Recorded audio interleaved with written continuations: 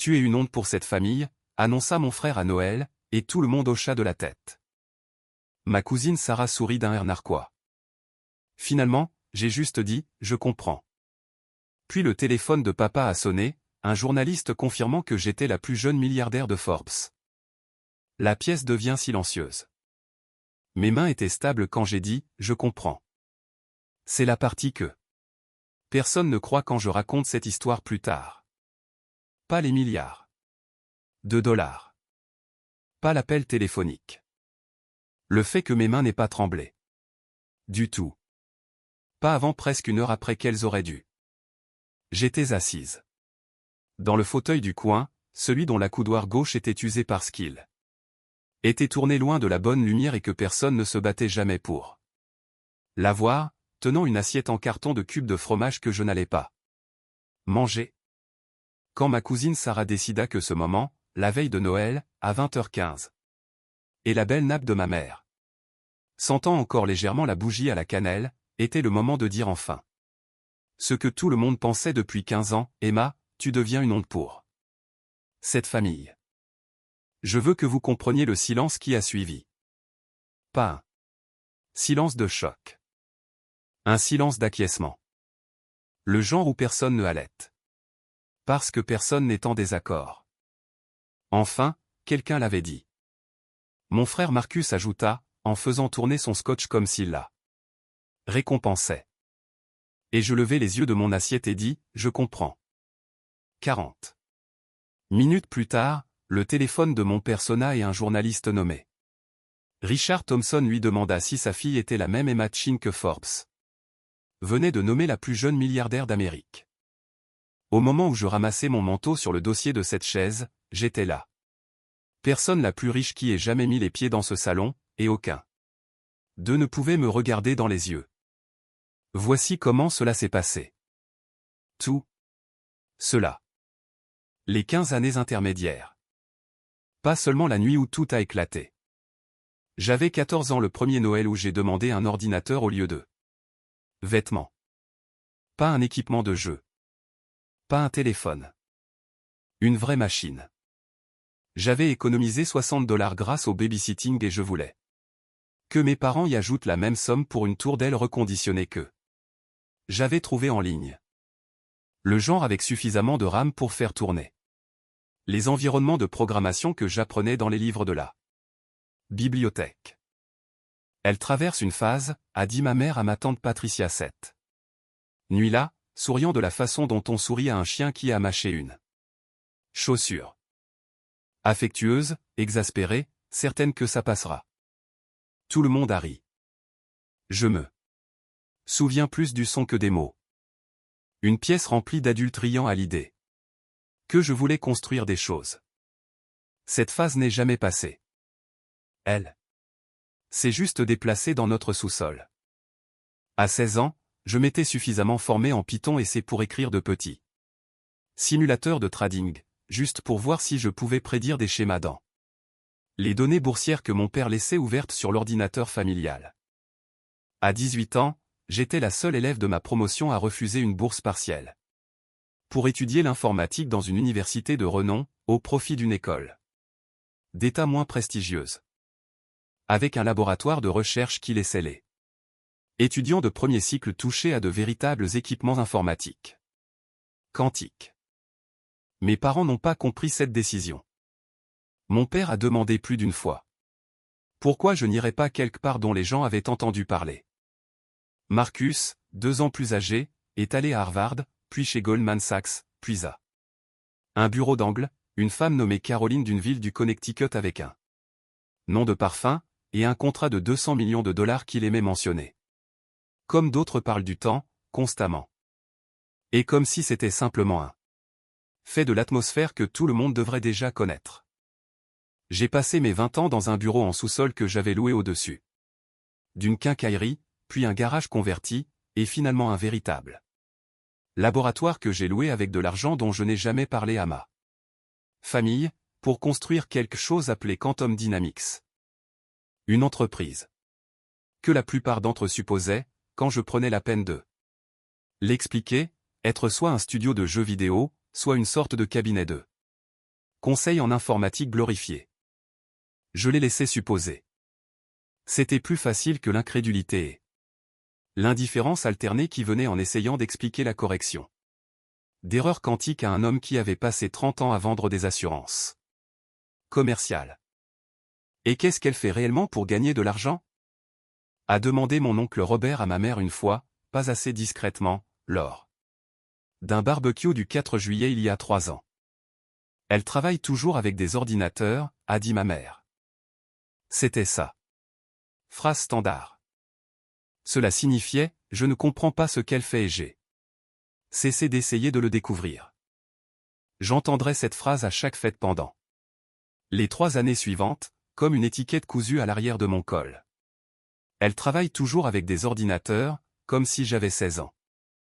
Construire un site web pour le club de robotique de l'école, comme si l'entreprise que j'avais fondée n'avait pas levé 40 millions de dollars en financement de capital risque 2 ans auparavant, n'avait pas déposé 11 brevets. N'était pas devenu discrètement la raison pour laquelle 3 entrepreneurs de la défense différents et 2 géants pharmaceutiques avaient commencé à répondre à mes emails dans l'heure. Je ne leur ai jamais donné les chiffres, en partie parce que je ne pensais pas qu'ils me croiraient, principalement parce qu'une petite partie de moi, têtu, voulait voir s'ils poseraient un jour une vraie question. Voulait voir si la curiosité pour ma vie réelle l'emporterait un jour sur le confort de leur supposition. Cela n'est jamais arrivé. Pas une seule fois en 15 ans. Ce Noël, celui qui comptait, celui dont je vous parle, ne devait pas être différent des autres. La maison de mes parents à Westchester avait les mêmes couronnes sur chaque porte, le même feu crépitant dans le salon, les mêmes rennes en laiton que ma mère exposait chaque décembre et qui perdaient leur bois pièce par pièce depuis que j'étais au collège. Marcus est arrivé à 6 heures avec Caroline. Tous deux habillés comme s'ils assistaient à une autre fête, plus importante, qui se trouvait à l'intérieur d'eux. Celle-ci. Il a passé les 40 premières minutes à tenir la cour près de l'arbre, racontant, pour ce que je suis à peu près certaine était la 4e fois ce mois-ci, les détails de l'accord d'acquisition de 200 millions de dollars de son entreprise. Celui qui l'avait apparemment obligé à personnellement sauver la situation lors d'un appel avec Tokyo à 3 heures du matin.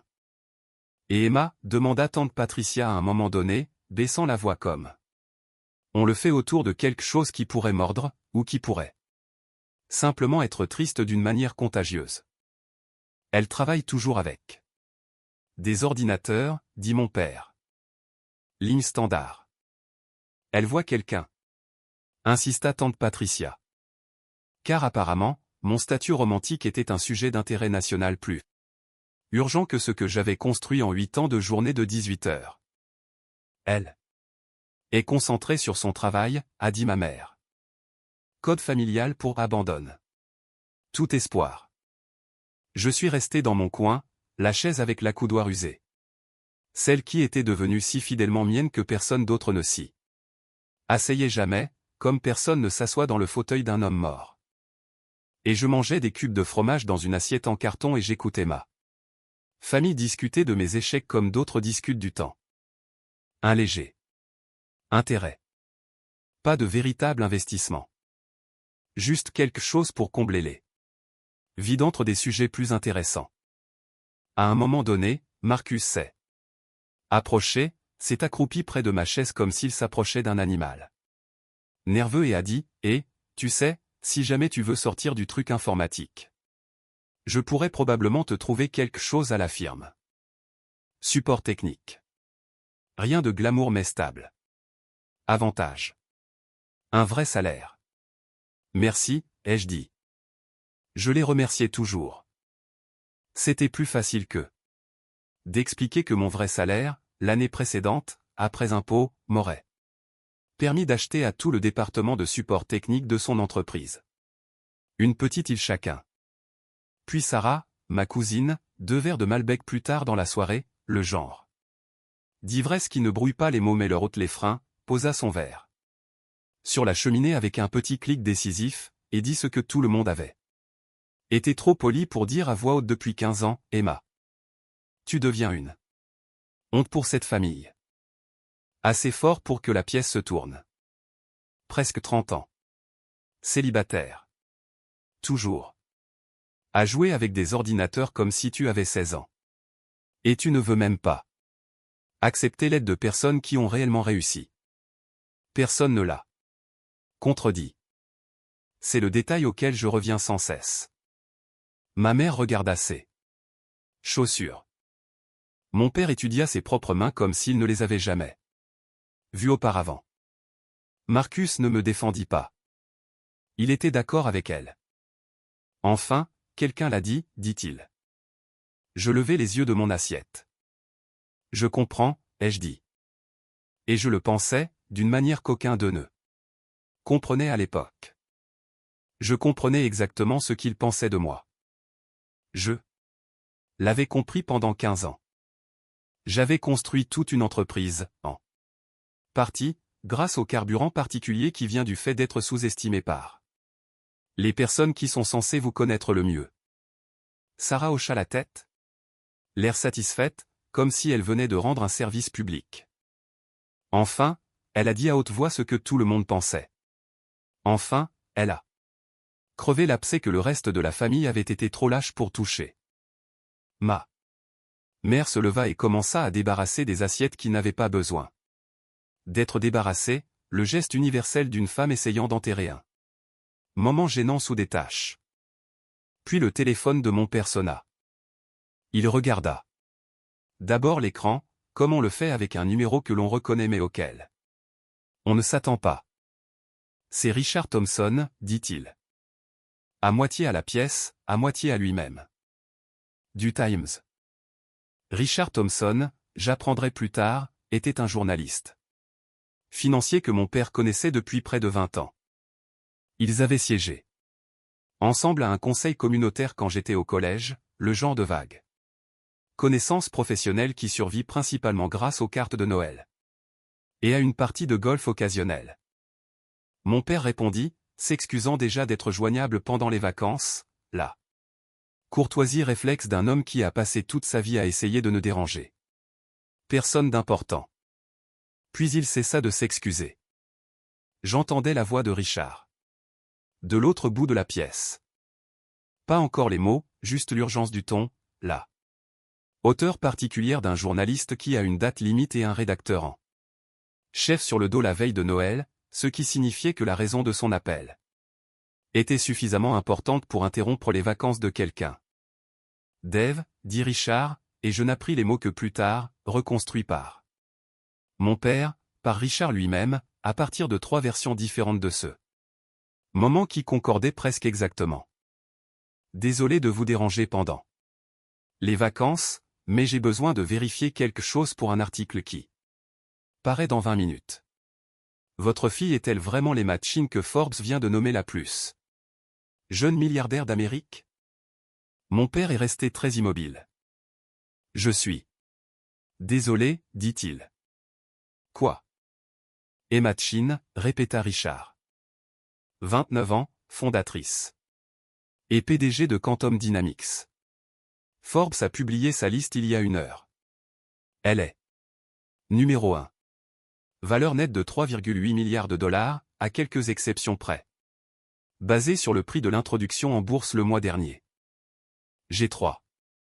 Sources indépendantes confirmant que les dépôts auprès de la SEC correspondent à une fondatrice de Quantum Dynamics nommée Emma Chin, âgée de 29 ans, dernière. Adresse connue dans le comté de Westchester. Est-ce votre Emma? La pièce était alors devenue complètement silencieuse. Non. Pas le silence poli des gens qui font semblant de ne pas écouter. Le silence de mort d'une pièce qui réalise, d'un seul coup, que la conversation qui se déroule à 2 mètres pourrait en fait les concerner. Même l'horloge grand-père dans le couloir, celle qui avait tic-tac à travers chaque dîner de famille inconfortable de toute mon enfance, semblait retenir son souffle. Emma, dit ma mère, la voix légèrement brisée sur la 2e syllabe. Est-ce vrai? Je posai mon assiette sur la table d'appoint. Je veux être honnête sur ce que j'ai ressenti à ce moment-là, car l'histoire que les gens racontent ensuite fait toujours passer la justification pour un triomphe. Feu. D'artifice, applaudissements lents, une montée cinématographique de la justice. Ça n'a pas été comme ça. C'était comme expirer après avoir retenu son souffle si longtemps qu'on avait oublié qu'on le faisait. Quantum Dynamics est mon objectif depuis 8 ans, ai-je dit, avec la même voix calme et posée que j'avais utilisé 1 minute plus tôt pour accepter le verdict de Sarah sur toute ma vie. Nous sommes entrés en bourse le mois dernier. Mon père tenait toujours le téléphone comme s'il pouvait exploser dans sa main, la voix de Richard toujours métallique et en attente à l'autre bout. Marcus me fixait, vraiment, de la façon dont on regarde quelqu'un qu'on vient de réaliser qu'on n'a jamais vraiment vu auparavant. Sarah ouvrit la bouche, puis la referma, car il n'y avait plus rien à dire qui n'aggraverait pas le moment. Pour elle. Les téléphones se sont mis à vibrer dans la pièce, l'un après l'autre, comme une chaîne de pétards qui explose à intervalles réguliers. Le téléphone de Marcus.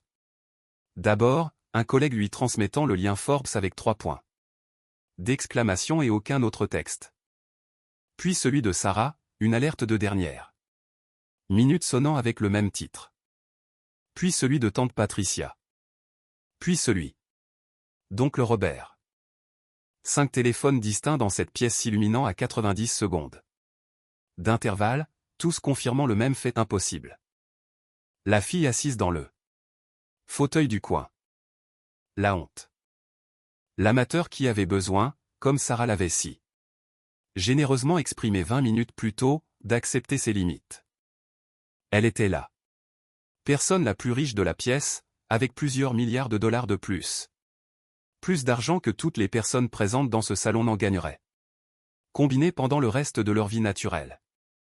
Je pense qu'il est bon de faire une pause dans la scène de Noël ici, car la partie que les gens veulent, la révélation, le silence, les bouches bées, est satisfaisante, mais ce n'est pas la partie qui correspond à ce qui s'est réellement passé. La vérité est plus lente et moins cinématographique, et c'est la seule partie qui explique pourquoi je ne les ai jamais petites pauses. Si vous voulez plus d'histoires comme celle-ci en meilleure qualité, mon Spotify est lié dans la description. Quantum Dynamics a été créé en 2018 avec 2 cofondateurs, moi-même et un scientifique des matériaux nommé Dr Anand Rao, que j'avais rencontré lors d'une conférence où j'étais la seule participante de moins de 35 ans et l'une des 4 femmes présentes dans la salle. Nous construisions une architecture de correction d'erreurs pour les processeurs quantiques, le travail de plomberie peu glamour qui ne fait pas les gros titres, mais détermine si l'informatique quantique est une curiosité de recherche ou une véritable industrie. Pendant les 3 premières années, je n'ai presque pas perçu de salaire. J'habitais dans un appartement d'une chambre au-dessus d'une laverie à Cambridge. Et je mangeais les mêmes 6 repas en rotation parce que je ne me faisais pas confiance pour prendre des décisions d'épicerie tout en prenant des décisions de paix. Le tournant est arrivé fin 2021, lorsque notre approche de correction d'erreur a suffisamment réduit les taux de décohérence pour qu'un laboratoire de recherche lié à la défense s'y intéresse. Suivi 18 mois plus tard d'un partenariat avec une entreprise pharmaceutique essayant de modéliser le repliement des protéines plus rapidement que les ordinateurs classiques ne le pouvaient. En 2023, nous avions clôturé une levée de fonds de série C menée par un fonds que la plupart des gens reconnaîtraient, valorisant l'entreprise à 1,2 milliard de dollars. Au début de cette année, nous avions déposé une demande d'introduction en bourse. Le mois dernier, le prix a été fixé. Le premier jour de négociation a à lui seul ajouté plus à ma valeur nette que les gains combinés de toute ma famille élargie au cours de leur vie. Je n'ai rien dit de tout cela à mes parents. Pas les tours de financement, pas les brevets, pas le dépôt d'introduction en bourse, pour la même raison qu'une main brûlée ne cherche pas plus de feu. Chaque fois que j'avais essayé au début d'expliquer ce que je construisais, je les voyais se désintéresser en 90 secondes, les voyais hocher la tête comme on hoche la tête à un enfant décrivant un rêve, puis je voyais la conversation pivoter, doucement mais fermement, vers la dernière promotion de Marcus, ou la planification du mariage de Sarah. Après un nombre suffisant de ces conversations, j'ai cessé de donner l'information. Ce n'était pas une stratégie, c'était de la légitime défense. Il y a eu des nuits, beaucoup d'entre elles, où j'étais assise seule dans mon bureau à 23 heures, à lancer des simulations, et je me laissais imaginer ce que ça ferait de leur dire. J'imaginais le visage de mon père. J'imaginais ma mère. Enfin, elle posait une vraie question sur mon travail au lieu de ma vie amoureuse. Je ne suis pas fier du temps que j'ai passé sur ce fantasme. C'est, je pense, la chose la plus humaine de toute cette histoire. Que même après avoir bâti une entreprise de plusieurs milliards de dollars, une partie de moi, âgée de 14 ans, voulait encore que sa famille soit fière avant qu'elle ne l'ait techniquement mérité. Ce qui n'est, bien sûr, pas la façon dont la fierté est censée fonctionner, et pas non plus la façon dont je voulais que cela fonctionne. Alors j'ai attendu. Je me suis dit que je leur dirais quand ce serait indéniable, quand ils n'y auraient plus de place pour le hochement de tête poli et dédaigneux. L'introduction en bourse était censée être ce moment. J'avais en fait prévu de leur dire pendant le dîner de Noël, tranquillement, avec mes propres mots, à ma guise. Sarah et Richard Thompson sont arrivés les premiers. Ce qui s'est passé dans les 2 heures suivantes est, je pense, la partie que les gens trouvent la plus satisfaisante, et aussi la partie la plus difficile pour moi à raconter, car ce n'était pas tant un triomphe qu'une clarification. Comme regarder une photographie se développer et enfin voir l'image qui avait été sous les produits chimiques tout ce temps. Mon père me tendit directement le téléphone de Richard Thompson, sa main tremblant légèrement en le passant. Richard, il s'est avéré, était minutieux et prudent comme le sont les bons journalistes financiers. Il confirma mon identité par 3 points de vérification distincts avant de poser une seule question de fond, puis me demanda si je serais disposé à faire une brève déclaration pour l'article qui serait mis en ligne dans l'heure. Je lui ai donné 4 phrases, le même langage calme et préparé que mon équipe de communication avait préparé des mois auparavant pour ce genre de moment, mais pas pour cette pièce en particulier. Quand j'ai raccroché, ma mère fut là. Première à parler. 3,8 milliards, a-t-elle dit, comme si elle testait les mots dans sa bouche pour voir s'ils étaient réels. Dollars. Oui, ai-je dit. Tu ne nous as jamais dit, a-t-elle dit.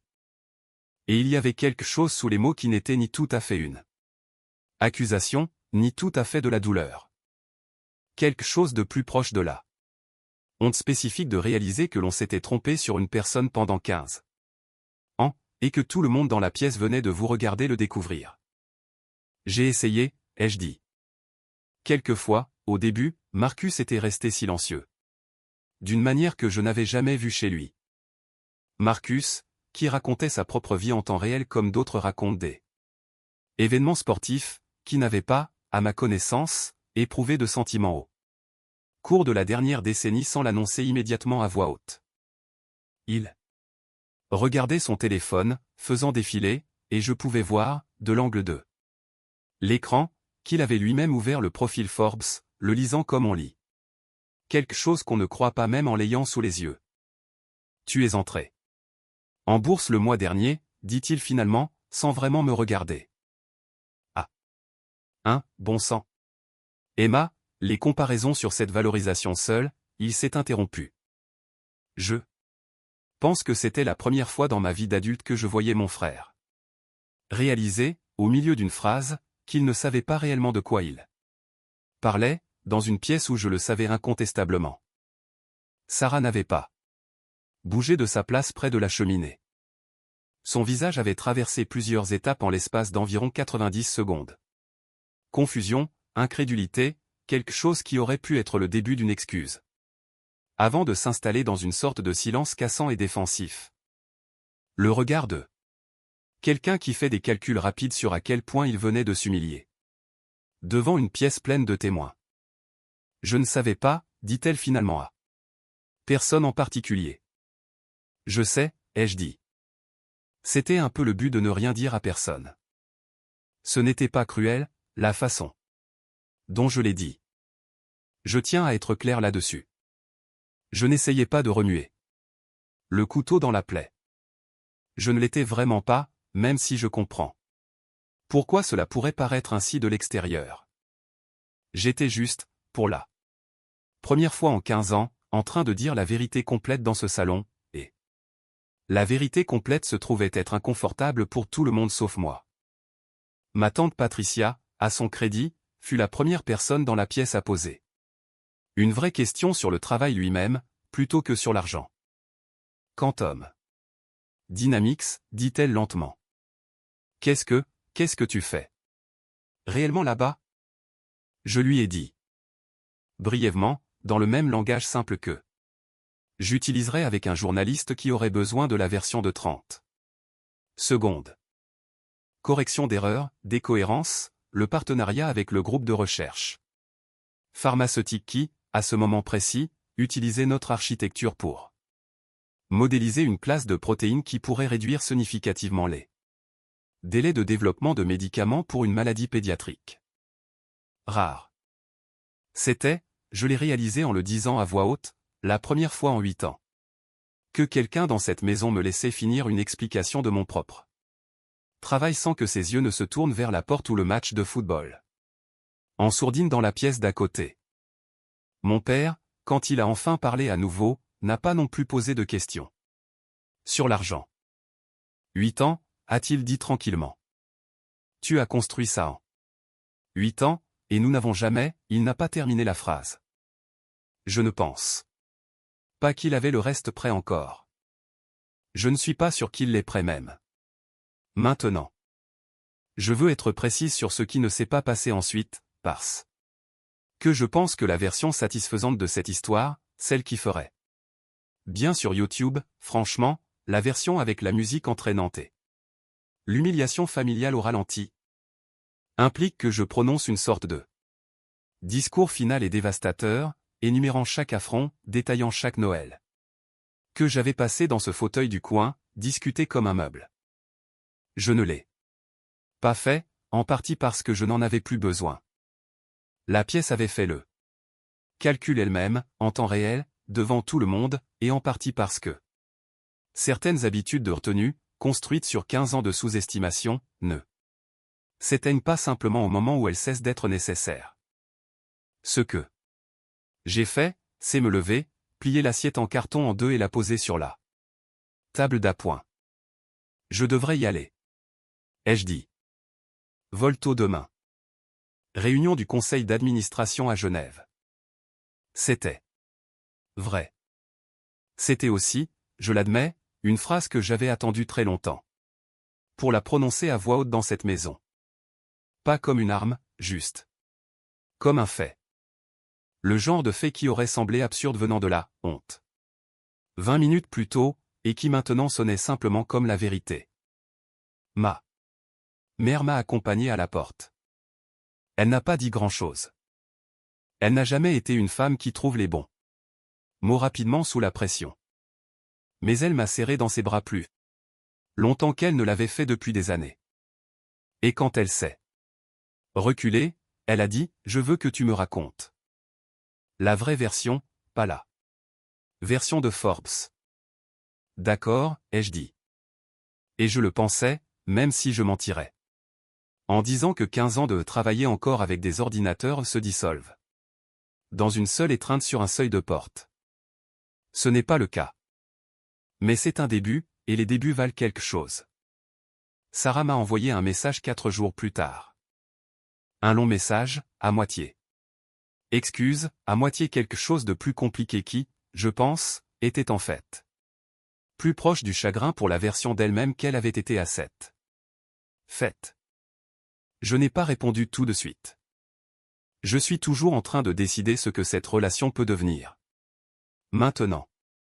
Marcus a appelé 2 fois en janvier, les 2 fois pour demander. Un peu penaud, si Quantum Dynamics avait des postes à pourvoir, pas en support technique cette fois. Je lui ai dit que j'y penserais, ce qui était vrai, et aussi une petite forme de justice privée que je ne vais pas prétendre ne pas avoir apprécié. J'ai toujours le fauteuil du coin. Je l'ai fait envoyer à mon bureau, d'ailleurs, avec l'accoudoir usé et tout, en partie pour rire, en partie comme un rappel. Il est maintenant en face de mon bureau, vide la plupart des jours, sauf quand je me surprends à le regarder. Pendant une semaine difficile et à me souvenir que je faisais ma meilleure réflexion depuis une place que personne d'autre ne voulait. Dans une maison où personne n'a pensé à demander ce que je construisais. Forbes a publié un portrait plus long au printemps. Ma mère garde une copie dans le tiroir de la cuisine où elle gardait mes bulletins scolaires. Mon père pose maintenant de vraies questions, lentes et prudentes, le genre de questions que l'on pose quand on essaie de rattraper 15 ans sans poser de questions. Et j'y réponds, car cela a plus de valeur pour moi que n'importe quel chiffre sur un bilan. La vérité est que je n'ai jamais voulu qu'ils se sentent petits comme je m'étais senti petite dans ce fauteuil du coin. Pendant 15 ans. Je voulais juste, finalement, qu'on cesse de me demander de m'excuser pour ce que j'avais réellement construit ma vie. Ils ont cessé de rire de la phase il y a longtemps. Il a juste fallu que le reste du monde le dise en premier.